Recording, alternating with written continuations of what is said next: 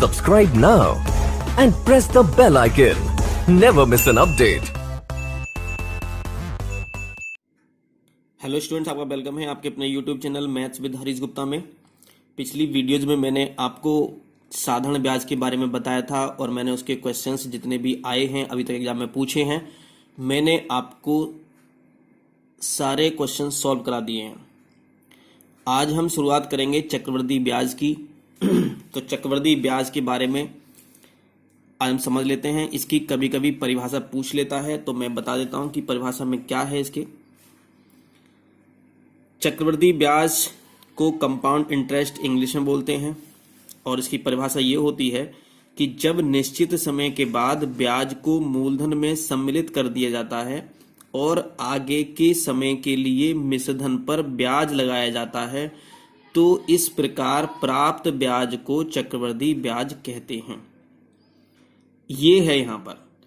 अब ये आगे देखा है, चक्रवृद्धि ब्याज में मूलधन समय समय पर बढ़ता रहता है और प्रत्येक अवधि के पश्चात ब्याज उससे पहली अवधि के अंत में मिश्रधन पर लगाया जाता है। अंतिम मिश्रधन तथा वास्तविक मूलधन का अंतर ही चक्रवृद्धि ब्याज होता है।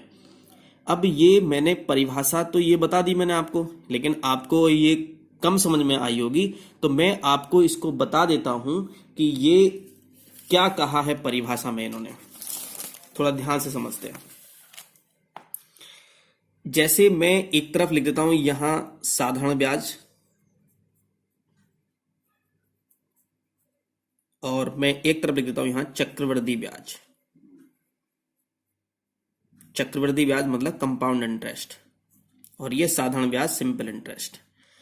अगर हमने कहीं पर किसी से 100 रुपए उधार लिए या 100 रुपए उधार दिए या 100 रुपए हमने कहीं पर जमा किए, 100 रुपए मूलधन था, 10 रुपए ब्याज लगा तो ये 110 रुपए हो गया। ये जो 10 रुपए जो ब्याज लगा है ये किस पर लगा है? 100 रुपए पर लगा है। जो आगे जो ब्याज लगेगा आगे भी 10 रुपए ही ब्याज मिलेगा क्योंकि ये जो ब्याज लगेगा ये 100 रुपए पर ही लगेगा ब्याज। ये वाला भी कितना हो गया? 120 होगा। पहले वर्ष भी हमें 10 रुपए मिला, दूसरे वर्ष भी हमें 10 रुपए मिला, आगे हम बढ़ेंगे तब भी हमें कितना मिलेगा? 10 रुपए मिलेगा। क्यों मिलेगा 10 रुपए ब्याज? क्योंकि जब हम साधारण ब्याज की बात करते हैं तो ब्याज हमेशा मूलधन पर ही मिलता है, 100 रुपए पर ही मिलेगा हमेशा ब्याज। तो ऐसे ब्याज को हम बोलते हैं साधारण ब्याज। चक्रवृद्धि ब्याज क्या होता है? हमने किसी को 100 रुपए उधार दिए, लिए या जमा किए, ये 100 रुपए मूलधन है हमारा। अब 10 रुपए ब्याज मिला तो कितने रुपए हो गए? 110 रुपए हो गए। जब दूसरे वर्ष की जब बात होगी तो ब्याज 100 रुपए पर नहीं मिलेगा, किस पर मिलेगा? इस पर ब्याज मिलेगा 110 रुपए पर। जब एक बात बताओ, 100 रुपए पर ब्याज 10 रुपए था तो 110 रुपए पर ब्याज तो कुछ ज्यादा होगा। मान लेते हैं कि ये 11 हो गया, मान लेते हैं 11 हो गया। ये 11 भी हो सकता है, 10.5 भी हो सकता है, 12। मतलब कहने का ये है कि ये इस ब्याज से क्या होगा? ज्यादा होगा। क्यों ज्यादा होगा? क्योंकि ये पहले वर्ष में मूलधन पर लग रहा था। अब दूसरे वर्ष में क्या लगेगा? जो ये पहले वर्ष का जो मिश्रधन है उस पर ही क्या लगेगा? ये ब्याज लगेगा। तो कितना? 111। तो कितना हो जाएगा? ये 121 रुपए हो जाएगा अभी। तो अब जो तीसरे वर्ष की जब बात होगी तो तीसरे वर्ष में इस पर लगेगा और ये हो सकता है कि 11 रुपए था अब की बार, तो हो सकता है 11.5 रुपए हो जाए।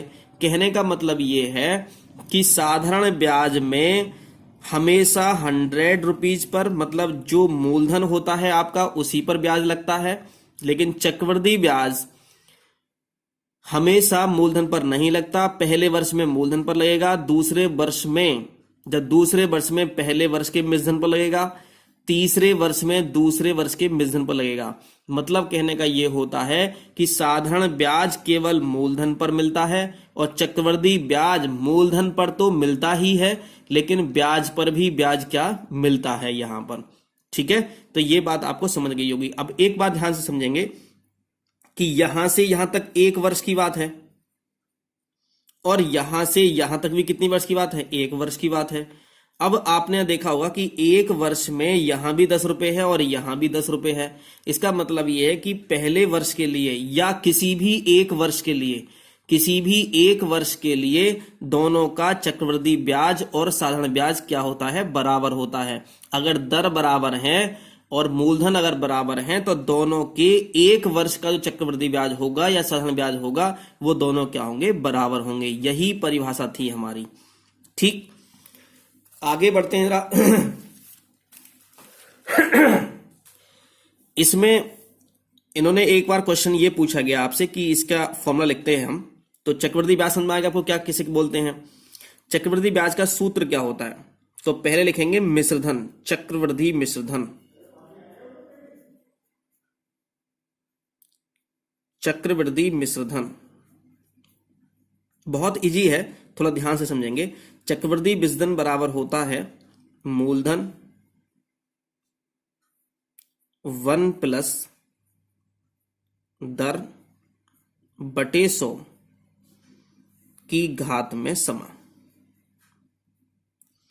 इसको हम चक्रवृद्धि मिश्रधन को हम ये भी लिख सकते हैं कि ए बराबर अमाउंट होता है, तो ए लिख सकते हैं। मूलधन क्या होता है, पी होता है। 1 प्लस दर का मतलब आर से रिप्रेजेंट करते हैं अपॉन 100 की होल पावर एन। एन का मतलब होता है यहां इंटरवल से मतलब नंबर ऑफ ईयर्स या नंबर ऑफ इंटरवल्स अगर हम बोलेंगे तो अच्छा रहेगा, क्योंकि आगे समझ में आएगा कि हम क्यों ऐसा बोल रहे हैं। तो ए बराबर होता है पी 1 प्लस आर अपॉन 100 की होल पावर एन। तो ये क्या है, ए हमारा ये चक्रवृद्धि मिश्रधन है। हमें चक्रवृद्धि ब्याज निकालना है। क्या निकालना है, चक्रवृद्धि ब्याज। चक्रवृद्धि ब्याज मतलब कंपाउंड इंटरेस्ट हमें निकालना है, तो इसको किससे रिप्रेजेंट करते हैं, सीआई से रिप्रेजेंट करते हैं। सीआई इक्वल्स टू होगा, तब मैंने बताया था कि ब्याज कैसे निकलता है, अरे ए में से पी माइनस कर दो, तो ए माइनस कितना, पी। पहले अगर हमें चक्रवृद्धि ब्याज निकालना होगा तो सबसे पहले हम क्या करेंगे, चक्रवृद्धि मिश्रधन निकालेंगे पहले, तो यहां से ए निकल के आएगा। फिर चक्रवृद्धि ब्याज हमें निकालना होगा तो ए में से क्या करेंगे, पी माइनस करेंगे। ठीक, ये बात समझ में आ गई आपको। तो सबसे मैं दोबारा से रिपीट बता कर देता हूं मैं इस बात को कि अगर हमें चक्रवृद्धि ब्याज निकालना है तो पहले हम चक्रवृद्धि मिश्रधन निकालेंगे, पहले हम ए निकालेंगे, उसके बाद चक्रवृद्धि ब्याज बराबर लिखेंगे ए माइनस पी और चक्रवृद्धि मिश्रधन में से मूलधन माइनस करेंगे तो यहां से ब्याज निकल के आ जाएगा। लेकिन अगर कुछ बच्चे सोच रहे हो कि भाई चक्रवृद्धि ब्याज निकालना है तो पहले ए निकालेंगे फिर उसमें से माइनस करेंगे, एक इसका डायरेक्ट फॉर्मूला भी होता है। डायरेक्ट फॉर्मूला भी होता है, क्या होता है डायरेक्ट फॉर्मूला, कि सीआई बराबर पी 1 प्लस आर अपॉन 100 की होल पावर एन माइनस 1।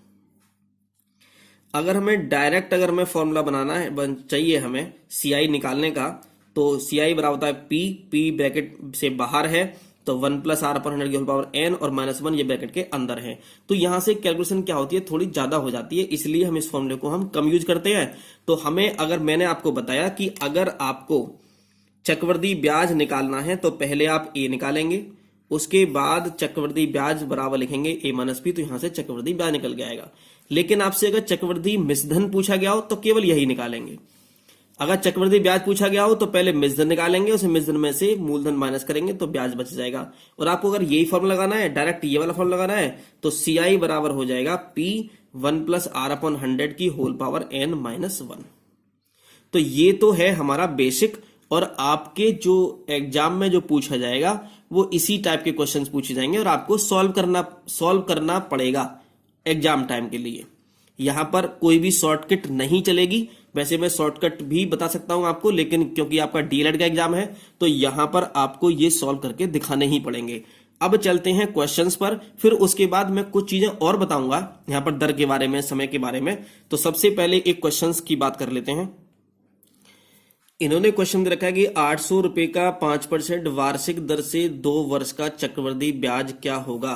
तो हम सबसे पहले दिखेंगे कि क्या दिया हुआ है इन्होंने यहां पर। तो लिखेंगे यहां पर कि मूलधन कितना दे रखा है, 800 रुपए,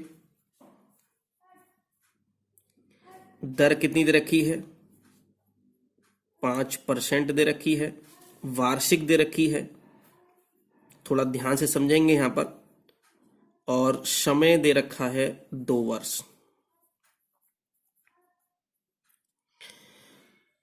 इन्होंने देखो यहां पर भी वार्षिक है, मतलब वर्ष की बात कर रखी है, और यहां समय भी हमें क्या दे रखा है, वर्ष में दे रखा है।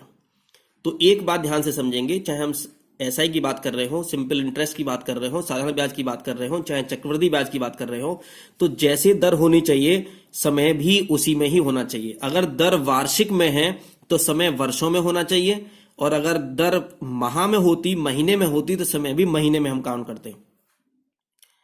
तो हमें मूलधन दे रखा है, दर दे रखी है, समय दे रखा है, हमसे चक्रवृद्धि ब्याज पूछा गया। तो सबसे पहले अगर हम 2 तरह से कर सकते हैं, पहले मिश्रधन निकालें फिर उसमें माइनस कर लें, या फिर हम सीधा डायरेक्ट फॉर्म लगा सकते हैं कि चक्रवृद्धि ब्याज बराबर क्या होता है, मूलधन 1+r/100 की होल पावर n, मतलब समय -1। आप कंफ्यूज मत हो जाना, क्योंकि मूलधन को हम p से रिप्रेजेंट करते हैं, समय को हम t से या n से रिप्रेजेंट करते हैं। कभी आपको कोई समय को तो t से रिप्रेजेंट करते हैं, या n से कैसे कर रहे हैं, कोई दिक्कत नहीं है, आप n से लगा लो, t लगा लो, कोई प्रॉब्लम नहीं है। तो चक्रवृद्धि ब्याज बराबर होता है मूलधन 1+ दर बटे 100, दर ये r का मतलब दर है, यहां पर मैं दर लिख देता हूं, यहां दर का मतलब रेट है, अपॉन 100, और पावर में कितना, समय -1। बहुत ही ध्यान से करेंगे, क्योंकि कुछ बच्चे क्या होते हैं कि कैलकुलेशन में थोड़ी प्रॉब्लम कर देते हैं। तो मूलधन कितना है हमारा, 800 रुपए है, ब्रैकेट स्टार्ट करेंगे 1+, बिल्कुल ऐसे ही सेम टू सेम चलेंगे। दर कितनी है 5, तो मैं यहां 5 लिखेंगे, अपॉन में 100 लिखेंगे, और होल पावर में समय कितना है, समय कितना 2, तो 2 लिखेंगे, और -1 करेंगे। यहां तक किसी को कोई प्रॉब्लम नहीं होनी चाहिए। फिर ये बराबर में क्या लिखेंगे, 800 लिखेंगे। अच्छा, यहां पर किसका साइन है, जब कोई साइन नहीं तो इसका मतलब मल्टीप्लाई का साइन हो सकता है। अब देखो कट रहा है, 5 बन जा 5, और 5 2 जा 10, 0, तो ये हम लिख सकते हैं इसको कि 1+1/20, और ये ब्रैकेट का होल स्क्वायर -1। तो सबसे पहले हम छोटी ब्रैकेट को सॉल्व करते हैं, सबसे पहले हम क्या करते हैं, छोटी ब्रैकेट को सॉल्व करते हैं। इक्वल टू आ गया ये 800 मल्टीप्लाई। अब इसको पहले सॉल्व करना है, तो इसको कैसे सॉल्व करते हैं, जब एक के नीचे हर दे रखा हो और एक के नीचे ना दे रखा हो, तो हम क्या करते हैं, इसकी गुणा इससे करते हैं, तो 20 कम 20 हो जाएगा, और +1 तो कितना हो जाएगा, 21 हो जाएगा। तो इसकी गुणा इससे करते हैं, ऊपर वाले को ऐड कर लेते हैं। अगर यह माइनस होता तो 20 कम 20 और -1 कितना, 19/20 आता, लेकिन यहां पर प्लस दे रखा है, तो 20 कम 20 और +1 कितना, 21/20 का स्क्वायर -1। तो ये हो जाएगा 800 गुणा, अब ये 21 का वर्ग कितना होगा, पहले सबसे पहले पूरी ब्रैकेट को सॉल्व करेंगे, -1 को बिल्कुल भी टच नहीं करेंगे। तो 21 का वर्ग हो जाएगा हमारा 441, और 20 का वर्ग कितना हो जाएगा, 400 हो जाएगा, माइनस कितना 1 हो जाएगा।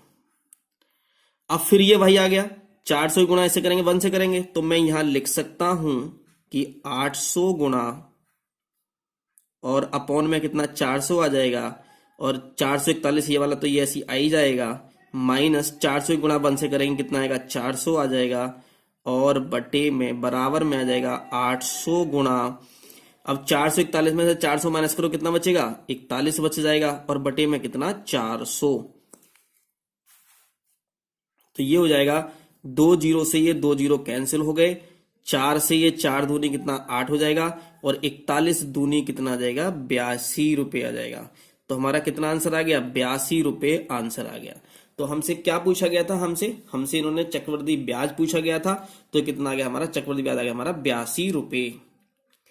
और अगर हमें मिश्रधन पूछा जाता हमसे, तो हम क्या करते, चक्रवृद्धि मिश्रधन लिखते यहां पर, और मूलधन, और फिर ये -1 नहीं लिखते, जो मैंने आपको बताया था फॉर्मूला। ठीक है, अब चलते हैं आगे।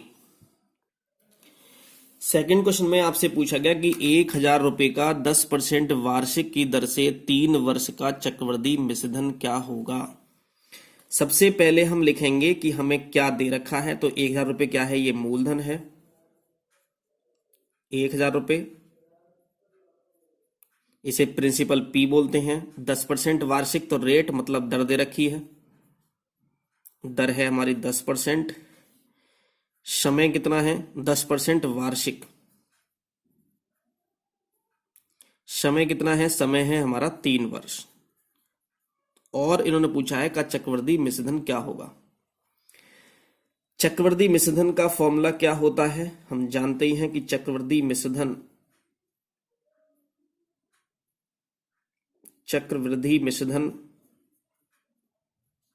बराबर होता है मूलधन 1 प्लस दर अपॉन 100 की होल पावर n। मैंने आपको बताया था कि जैसे समय लिख देते हैं, मैंने आपको बताया था अभी पहले कि चक्रवृद्धि मिश्रधन पूछेगा तो चक्रवृद्धि मिश्रधन का फॉर्मूला लगाएंगे, चक्रवृद्धि ब्याज पूछेगा तो चक्रवृद्धि ब्याज का फॉर्मूला लगाएंगे। यहाँ मूलधन कितना है हमारा? तो मूलधन है हमारा 1,000 रुपये। 1 प्लस दर कितनी है? दर 10 रुपये है, 10% है, तो 10/100। ये ध्यान से लिखेंगे, 1 प्लस है ये यहां पर साइन दे रखा है, ये यहां पर आना चाहिए इसके, और ये यहां पर आना चाहिए। ऐसा नहीं कि पूरे का अपॉन लिख दो इसको। समय कितना है? 3 है। 0 से ये 0 कैंसिल हो गया, गुणा ये हो जाएगा 1 प्लस 1/10 की होल पावर 3, तो ये हो जाएगा, तो 1,000 तो ये ऐसे ही हो जाएगा, गुणा 10 ही कम 10 और एक कितना 11/10 का होल क्यूब बराबर 1,000 ऐसे ही, गुणा 11 का क्यूब का मतलब कितना? 11 गुणा 11 गुणा 11, तो 1331, और बड़े 10 गुणा 10 गुणा 10 कितना? 1,000, तो 1,000 से 1,000 कैंसिल हो गए, कितना बचेगा? 1331 रुपए। यही हमारा आंसर आ गया। अगर मैं चक्रवृद्धि मिश्रधन में से अगर मैं मूलधन माइनस कर दूं तो 1331 में से 1,000 माइनस करें तो कितना आएगा? 331 हो जाएगा, और वो हो जाएगा हमारा चक्रवृद्धि ब्याज। लेकिन हमने चक्रवृद्धि ब्याज नहीं पूछा, हमसे केवल चक्रवृद्धि मिश्रधन पूछा गया, तो कितना आ गया हमारा आंसर? 1331 रुपए। तो ये आ गया चक्रवृद्धि मिश्रधन बराबर 1331 रुपए। आगे थर्ड क्वेश्चन देखते हैं। थर्ड क्वेश्चन दे रखा है कि कितना धन 3 वर्ष में 5% वार्षिक चक्रवृद्धि ब्याज की दर से 9261 रुपए हो जाएगा। मैंने आपको साधारण ब्याज में बताया था कि अगर ऐसा दे रखा हो कि इतना धन था इतने रुपए हो जाएगा, तो इसका मतलब ये मिश्रधन दे रखा है। आपसे क्या पूछा गया? कितना धन मतलब मूलधन पूछा गया, समय 3 वर्ष दे रखा है, 5% वार्षिक मतलब ये दर दे रखी है, चक्रवृद्धि ब्याज की दर से इतने रुपए हो जाएगा। मतलब ऐसा नहीं कि चक्रवृद्धि ब्याज दे रखा है, नहीं, थोड़ा ध्यान से समझते हैं। इन्होंने कहा चक्रवृद्धि ब्याज की दर से इतने रुपए हो जाएगा। अगर ये कहता कि चक्रवृद्धि ब्याज 9261 रुपए हो जाएगा, तब हमारा ये चक्रवृद्धि ब्याज कहलाता। लेकिन इन्होंने क्या कहा? चक्रवृद्धि ब्याज की दर से, मतलब जो दर लगाओगे वो चक्रवृद्धि ब्याज की दर लगाओगे, उसके हिसाब से जो धन था वो इतने रुपए हो जाएगा। तो इन्होंने यहां पर मूलधन पूछा गया है, तो हम यहां कैसे सॉल्व करेंगे इसको? क्या दे रखा है? समय दे रखा है 3 वर्ष,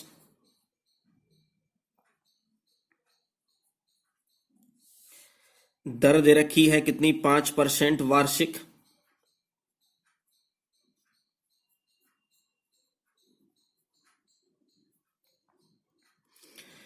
₹9261 ये मिश्रधन दे रखा है,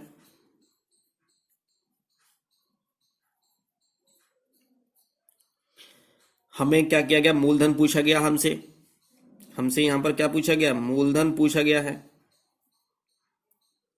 कभी मूलधन पूछेगा, कभी समय पूछेगा, कभी दर पूछेगा, जो भी पूछेगा कोई प्रॉब्लम नहीं है।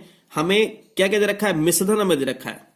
तो ये बताओ कि ये सारी चीजें किस फॉर्मूले में आती हैं? ये सारी चीजें फॉर्मूले में आती हैं मिश्रधन वाले में, ब्याज वाले में नहीं।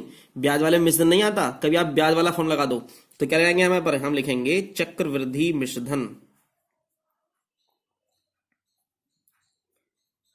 चक्रवृद्धि मिश्रधन बराबर क्या होता है, मूलधन 1 प्लस दर मतलब रेट अपॉन 100 की होल पावर n, n का मतलब समय t, मूलधन मतलब प्रिंसिपल p। अब जो जो दे रखा है वहां वो पुट कर दो। आपको मिश्रण दे रखा है क्या? हाँ बिल्कुल दे रखा है, तो यहां पर लिख देते हैं 9261 बराबर मूलधन कितना है, मूलधन तो हमें फाइंड करना है, मूलधन तो हमें ऐसे ही फाइंड करना है, 1 प्लस दर कितनी है, दर 5 है तो मैं 5 लिख देता हूं यहां पर, बटे 100 लिख दिया मैंने यहां से, और होल पावर में समय कितना है 3 वर्ष, तो 3 लिख दिया। ये क्वेश्चन बहुत इंपॉर्टेंट है, एग्जाम में तो इंपॉर्टेंट है ही है आपके। ये जब आप कंपटीशन का एग्जाम देते हो, जैसे आप बैंक का दो, रेलवे का दो या टेट का ही दो, तो ये क्वेश्चन आपसे पूछा जाता है और इसका आंसर क्या होता है, बिल्कुल यही, इसको रट लेते हैं इस क्वेश्चन को, तो हमें यहां पर करने की जरूरत नहीं है। जब भी कभी 9261 रुपए दिखे आपको, इसका मतलब है कि इसका जो मूलधन होगा वो 8000 रुपए होगा, इसका जो चक्रवृद्धि ब्याज होगा वो 1261 रुपए होगा, समय 3 वर्ष होगा, दर 5% होगी। बहुत बार पूछा गया है, कभी आपसे ये दर पूछ लेता है, कभी आपसे समय पूछ लेता है, कभी आपसे मूलधन पूछ लेगा, कभी आपसे मिश्रण पूछ लेगा, कभी आपसे चक्रवृद्धि ब्याज पूछ लेता है। तो 9000 ये लिख दिया मैंने यहां से, तो मैं 9261 बराबर मूलधन गुणा 5 करते हैं, 5 एकम 5, 5 दूनी 10, 0, तो ये हो गया 20 एकम 20 और एक कितना 21, तो मैं सीधे लिख देता हूं कि 21 बटे 20।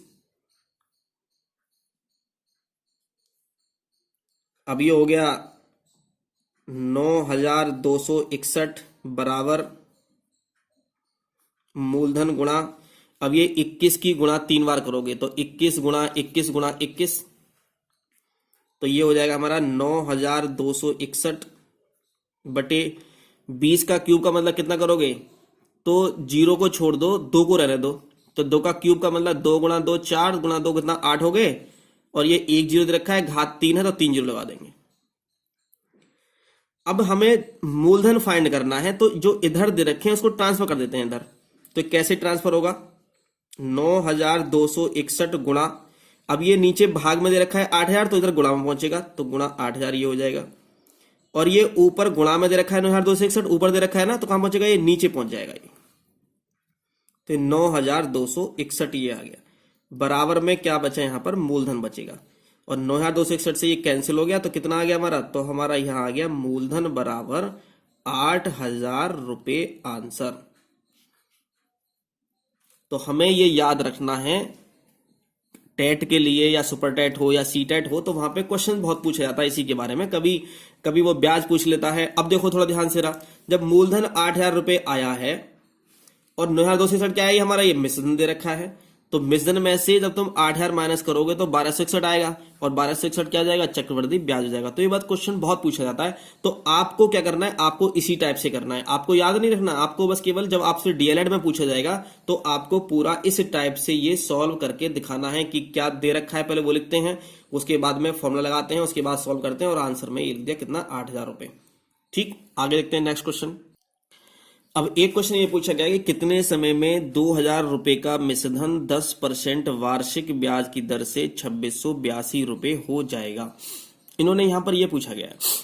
तो सबसे पहले मैंने आपको चक्रवृद्धि ब्याज का क्वेश्चन कराया, फिर मैंने आपको चक्रवृद्धि मिश्रण का क्वेश्चन कराया, फिर मैंने आपको मूलधन कैसे फाइंड करते हैं मैंने ये करा दिया, और अब इन्होंने पूछा है कितने समय में, समय पूछा गया है, यहां पर टाइम की बात की गई है, तो समय तो पूछा गया है, तो समय बराबर तो क्वेश्चन मार्क हो जाएगा।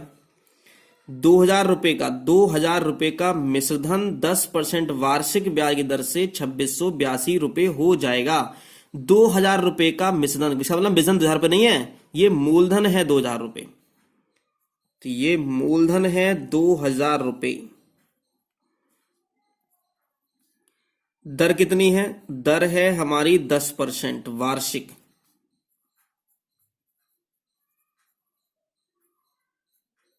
दर 10% वार्षिक है, ब्याज की दर से 2682 रुपए हो जाएगा, तो मिश्रधन कितना है, 2682 रुपए, मिश्रधन है हमारा 2682 रुपए। अब ऐसा कोई फॉर्मूला लगाओ जिसमें सारी चीज आ जाए, जो पूछे वो भी आ जाए, जो दे रखी है वो भी आ जाए। तो चक्रवर्ती मिश्र धन का फॉर्मूला लगा दो यहां पर। तो चक्रवर्ती मिश्र धन का फॉर्मूला क्या होता है ये आपको पता ही होगा। तो चक्रवर्ती मिश्र धन बराबर मूलधन 1 प्लस दर मतलब रेट बटे 100 की होल पावर n या t या समय। चक्रवर्ती मिश्र धन दे रखा है क्या? हाँ दे रखा है 2682 रुपए। बराबर मूलधन दे रखा है, हाँ दे रखा है मूलधन कितना 2000 रुपए गुणा 1 प्लस दर कितनी है? दर 10 दे रखी है बटे कितना 100 की होल पावर समय। बहुत ध्यान से सॉल्व करेंगे इसको। अब ऐसा नहीं कि इससे कैंसिल हो जाए, नहीं, ये पहले पूरा सॉल्व करते हैं तब इससे कैंसिल होगा। 0 से 0 कैंसिल हो गया, ये इधर मल्टीप्लाई में है, इधर मैं इधर से डिवाइड में ले आऊं तो ये हो जाएगा 2682 बटे 2000 बराबर, ये गुणा में इधर भाग में जाएगा 10 एकम 10 और कितने 11 बटे 10 हो गए। तो ये हो जाएगा 11 बटे 10 की पूरे की घात समय। अगर इसकी घात 2 होती 3 होती तो 11 की घात 2 121 बटे 100 कर देते, लेकिन ये तो समय है ना, समय तो फाइंड करना है हमें। अब देखो कुछ कट रहे हैं तो काट लो इसे, 2 से कट रहा है ये, 2 एकम 2 0 0 0, 2 से कट लो इसे, 2 एकम 2 2 तिया 6,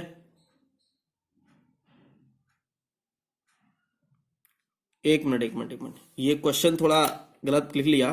2682 नहीं है, 2662 है, 2662 है, ये 2662 है। तो 2 तिया 6 2 तिया 6, 2 एकम 2, 2 से हमने डिवाइड कर लिया, 1331 आ गया, 100 बना गया। तो मैं इसे लिख सकता हूं कि 1331 अपॉन 1000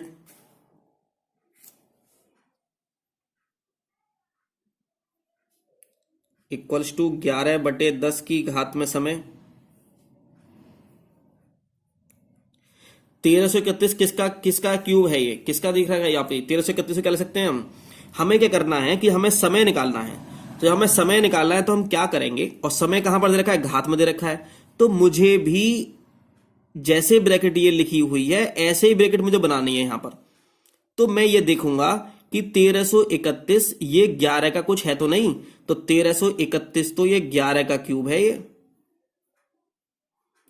और 10 1000 यानी चाहिए कितना 10, तो ये कितना 10 का क्यूब है ये।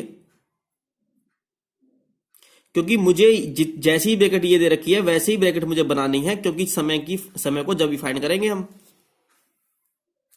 बराबर 11 बटे 10 की घात में कितना समय ये दे रखा है। अब ये दे रखा है, देखो ऊपर भी घात है नीचे भी घात है, और मैंने घातांक आपको बताया था कैसे करने होते हैं घातांक। तो यहां पर कितना हो गया 11 बटे 10 के होल पावर 3 ले सकते हैं, बराबर 11 बटे 10 की घात समय हो गया ये।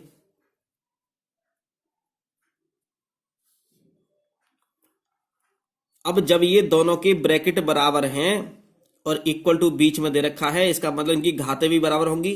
तो लिखेंगे यहां पर घातों की तुलना करने पर, और घातों की तुलना कब करते हैं? घातों की तुलना तभी करते हैं जब आधार बराबर होंगे। घातों की तुलना करने पर कितना हो गया? समय बराबर 3, क्या आएगा 3 आगे, थोड़ा ध्यान समझेंगे। हमें किसकी बात चल रही थी यहां पर चल रही थी वार्षिक और वर्ष की बात चल रही थी। यहां पर कितने समय वार्षिक बात चल रही थी, दर वार्षिक है ना, तो समय किसमें आएगा? वर्ष में आएगा। मैं क्यों ध्यान दे रहा हूं इस पर ज्यादा, वो आपको आगे पता चलेगा, क्योंकि आगे वहां छमाही तिमाही की बात करेंगे। तो समय बराबर कितना आएगा? 3 वर्ष आ जाएगा, और यही हमारा आंसर हो गया है। तो मैंने आज आपको इस चक्रवर्ती ब्याज के बारे में बताया, चक्रवर्ती मिश्र धन के बारे में बताया, और उससे रिलेटेड मैंने आपको कुछ क्वेश्चंस कराए हैं जो आपको समझ में आ गए होंगे। अगर आपको कुछ प्रॉब्लम है, कुछ समस्या है किसी क्वेश्चन में, तो आप मुझे मैसेज कर सकते हैं, कमेंट कर सकते हैं। अगर आपने हमारा चैनल सब्सक्राइब नहीं किया है तो हमारा चैनल सब्सक्राइब करें। Thank you for watching.